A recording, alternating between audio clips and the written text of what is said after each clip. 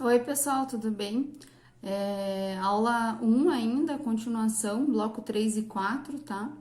Então, a gente finalizou maus tratos nos blocos anteriores e agora a gente vai continuar com rixa, tá?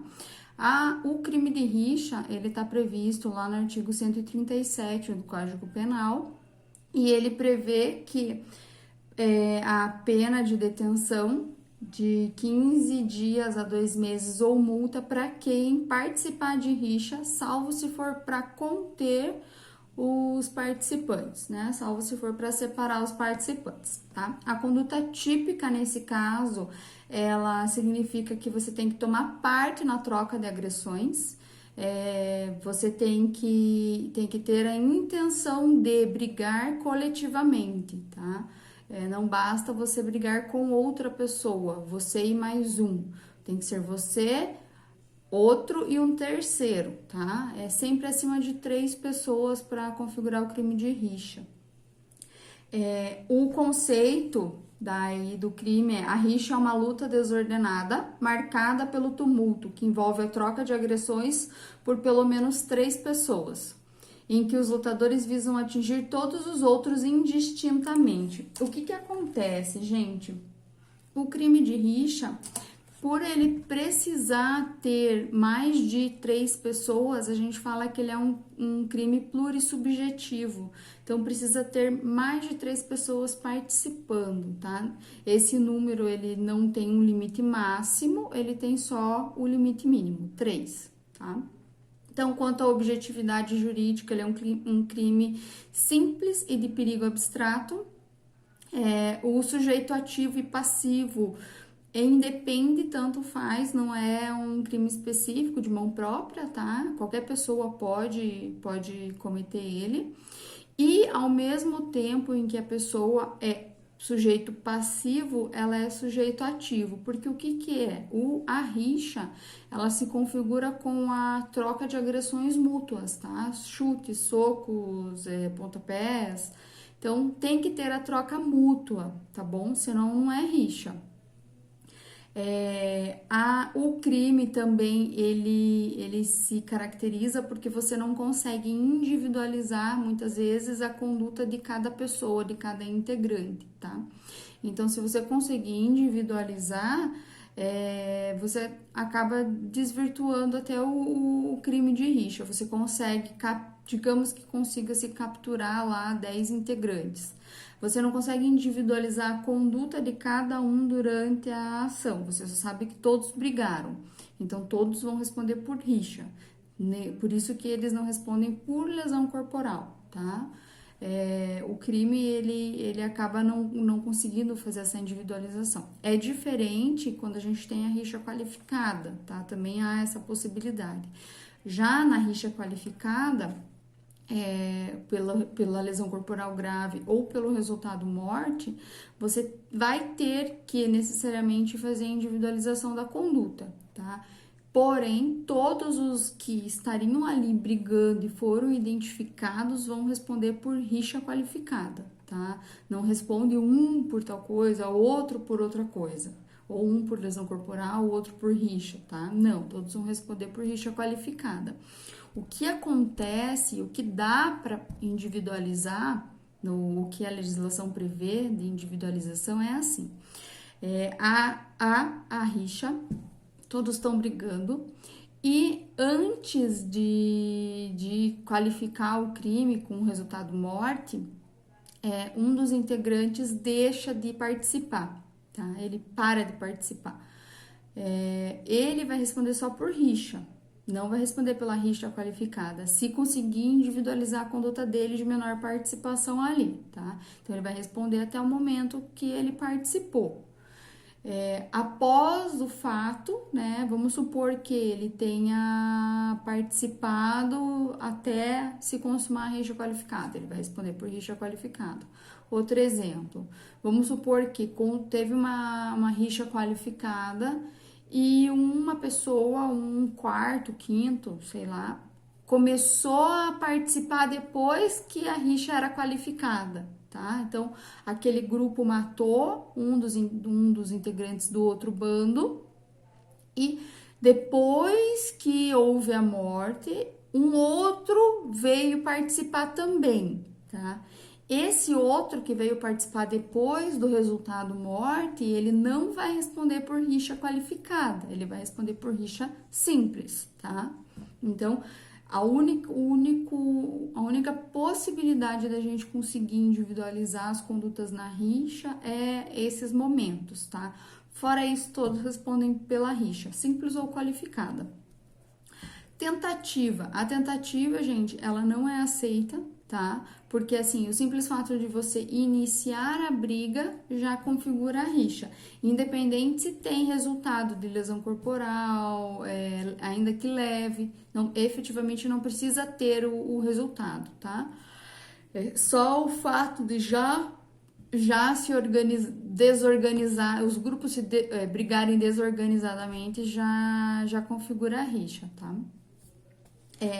Quanto ao elemento subjetivo, trata-se de um crime doloso, tá? Não tem hipótese culposa, não tem como eu participar de uma rixa culposamente, sem ter intenção, tá? Então tem que ter a intenção de querer brigar, de querer participar daquela briga, daquele tumulto, tá? Também é um crime de ação livre, qualquer forma, não tem uma regra estabelecida, assim como a gente vê no homicídio, né, qualificado, que tem meios de execução, e ainda que livre, algumas figuras de execução a gente vê. Aqui não. Aqui o meio de ação, ele é livre, tá? A jurisprudência aceita que o momento que inicia, tá, o crime, na hora que se consuma o crime, é no momento em que se iniciam as trocas das agressões entre dois grupos, tá bom?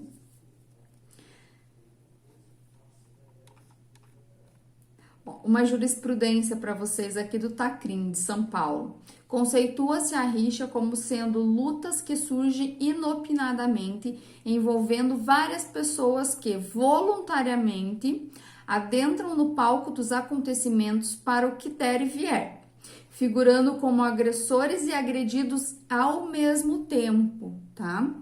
A rixa é delito de multidão, isto é, de um grupo mais ou menos elevado de pessoas que se agridem mútua e indiscriminadamente, impossibilitando ou dificultando a perfeita determinação do modo de agir de cada um no desenrolar da contenda, tá? Vejam, gente, esse crime, ele é um crime de ação penal pública incondicionada. Porém, então só o simples fato já é o suficiente, né? E a comunicação do fato às autoridades já é o suficiente para o Ministério Público agir, denunciar cada um dos envolvidos, né? Até depois que houver a identificação. E esse crime, geralmente a gente vê ele em grandes centros, né, onde tem torcidas organizadas. Aqui no Paraná a gente vê muito isso nos times da capital, quando tem jogo Atlético e Curitiba, sempre dá alguma confusão assim, né? Então aquilo que acontece é a rixa, tá? É bom a gente lembrar que o Estatuto do Torcedor, ele surgiu e veio para tentar disseminar e dissuadir esse tipo de ação, até mesmo porque ele previu algumas condutas específicas lá e ainda prevê a punição administrativa, né, desses integrantes. Então, dos integrantes e até mesmo dos times, né, perder mando de campo, penalidade, multa. Então, isso tudo são formas que a sociedade, que o nosso legislador encontrou de tentar diminuir esse tipo de conduta, tá? Dessas torcidas, na maioria das vezes, torcidas organizadas. Porque, querendo ou não, no meio das torcidas sempre tem aqueles que não estão ali para torcer, né? Estão ali para realmente tumultuar e criar o caos, né? Então, outra coisa que tem também é a identificação dos torcedores, né? Cada um tem a sua carteirinha, a identificação civil pelo sistema da Polícia Civil. Então, cada torcedor ele é identificado a partir do momento em que ele entra nos estádios, tá? Tem um cruzamento de dados aí, então isso também facilitou a organização, né? Reconhecimento facial, então tudo isso são mecanismos hoje que a tecnologia trouxe para diminuir a ocorrência desse crime, que na grande maioria das vezes sempre causa um problema muito maior. A gente sempre viu casos de torcedores mortos, espancados até morrer, patrimônio depedrado, patrimônio privado, patrimônio público depredado, e tudo por conta de time, né? Time de futebol. Mas enfim, cada um tem as suas concepções, tá? O motivo do crime, gente, ele é irrelevante, não interessa o porquê que a rixa começou, tá? Então, o motivo em si, ele não sofre alteração nenhuma, tá bom? Ele não influencia no crime. E na rixa qualificada, a gente vai ter o resultado de lesão corporal grave ou morte. Aí a pena vai aumentar. Ainda assim, é uma pena baixíssima, se a gente for parar para pensar, que é de detenção de 6 meses a 2 anos. Aí, no caso de rixa qualificada, a gente fala que é um crime pré-doloso também, tá? Porque, tecnicamente, ele tem que ter o dolo da rixa na ação, mas ele não pode ter a intenção de ocasionar o resultado morte ou lesão. Se for assim, vai responder por homicídio daí, não mais por rixa, tá? Então, daí tem as hipóteses que eu falei para vocês, né? Quem participa da rixa antes ou depois do resultado vai responder dependendo do grau de participação no crime, né? E no resultado, o quanto que ele contribuiu para aquele resultado, tá? Sobre a rixa qualificada, a gente também tem eu também trouxe uma jurisprudência para vocês do TJ do Rio, que diz assim: se ocorre conflito generalizado com a efetiva participação de 3 ou mais pessoas, uma das quais sofre ferimento grave configurada, estará a rixa qualificada. Crime pelo qual responderão todos os contendores. Identificado, porém, entre os rixentos, o autor da lesão, responderá ele e somente ele pelos crimes de rixa qualificada e lesão corporal, em concurso material, tá? Então, tem um complemento aqui, sendo incerta a autoria da lesão recebida por um dos rixentos, todos os partícipes, inclusive o ferido, respondem pela infração agravada, tá? Que daí seria a rixa qualificada, tá bom? Então, gente, sobre rixa é isso, tá? Agora, até aqui, a apostila de vocês está completa no sistema, tá bom? Porque a gente agora vai passar para um outro tipo de crime, crimes contra a honra, tá? Que é diferente de rixa. A parte a atividade também que eu passei para vocês vai até o crime de rixa, já tá no AVA, tá? Façam a atividade. Eu não coloquei prazo para entrega, porque eu não sei onde que põe esse prazo, mas tem lá, eu já aviso para vocês, tá? E a apostila vai até aqui, a apostila que tá lá no Google Drive para vocês acessarem, o link tá no AVA. Ela começa em homicídio lá no começo da nossa aula e vai até o 137. Então, do 121 ao 137, beleza? O próximo crime que a gente vai começar a ver, que são os crimes contra a honra, não tá nessa apostila, eu tenho que montar o material, tá? Ele tá previsto no 138 e ele começa lá pela calúnia, tá? Os crimes contra a honra, gente, eles têm uma previsão, um desdobramento hoje previsto na Constituição Federal, tá? No inciso 10 da Constituição, que são invioláveis a intimidade, a vida privada, a honra e a imagem das pessoas, assegurado o direito à indenização pelo dano material ou moral decorrente de sua violação, tá? Isso é uma previsão constitucional, artigo 5º da Constituição Federal, e deliberadamente é uma proteção ao indivíduo mesmo, tá? Então, a gente tem que ter na nossa intimidade assegurado o nosso direito, o respeito à nossa intimidade, à nossa imagem, tá? Então, o artigo 138 vai falar pra gente do crime de calúnia. Calúnia, injúria e difamação são os 3 crimes mais que a gente mais vê se falar, tá? E muitas das vezes as pessoas confundem os 3 crimes. Vocês vão ver, a gente vai ver junto, que os 3 crimes eles são diferentes, tá? Eles não têm nada a ver um com o outro, são extremamente diferentes, mas são muito fáceis de confundir, tá? Bem fáceis mesmo, tá? Então, começando lá no 138. Caluniar alguém, imputando-lhe falsamente fato definido como crime. A pena é de detenção de 6 meses a 2 anos e multa, tá? E o parágrafo 1º na mesma pena incorre quem, sabendo falsa imputação, apropala ou divulga, tá? Hoje em dia, gente, com esses mecanismos de informação que a gente tem, é muito mais fácil a gente propalar informações falsas, tá? Por isso que a gente sempre tem que tomar cuidado com o que espalha na rede, tá?